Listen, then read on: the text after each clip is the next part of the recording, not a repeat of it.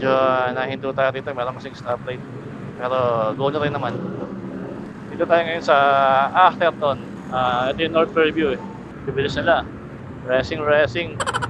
Siyempre dapat alalay lang tayo sa pagdadrive, sa pagmumotor. Kasi dalawang gulong lang tayo eh.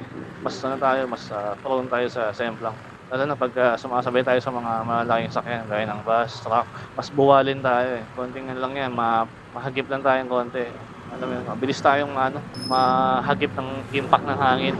Pero kung big brake ang dala natin, mas okay. Hindi siya ganun kagaang. Medyo mabigat, gaya-gaya no.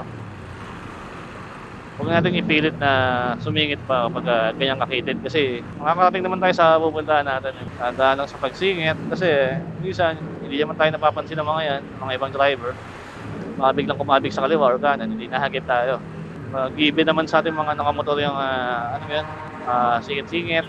Given naman, pero dapat konting konting ingat pa rin. Alalay lang sa pagmamadali. Alalay sa pagmamaneho, alalay sa pagsingit, kumbaga. Kasi baka mamaya, bukod sa tayo madisgrasya, baka meron pa tayong madisgrasyang iba. Ano na yung mga tumatawid.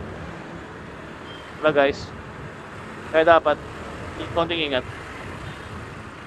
Okay, nandito na tayo ngayon sa Regalado. Nadaanan na natin yung Regalado. Yung FCM, yun. Nakahabol ngayong Pasko yung kalye. Yung mga siya naging asfalto. Asfaltado na. Kasi kailan lang alam mo yun, yung mga kalye na kinayod. Dati binablog ko yun yung mga kalye na kinakayod. Kasi kapag yung gulong mo medyo luma na, parang hindi ka makatakbo ng matuwid. Kahit relax ka mag-drive, feeling mo tutumba ka kasi nga hindi lang kung dumudulas ba yung gulong sa pagkakakayod. Delikado eh. Ilang beses na akong muntik-muntikan. Kaya ngayon, nung mga nakaraang buwan, yun nga, parang kinayod. Para pag nilagyan ng asfalto, mas kapitan nga naman. Eto, luma pa to. Semento. Bakit? Merong build up dito. Kasi may U-turn. Malapit na tayo sa bungad ng Commonwealth Avenue. Pag magpas tayo sa Pure Gold, ayan, Commonwealth na. May tawag dito sa Kalingat Hindi ko alam kung Mariano ba? Yung Di Mariano.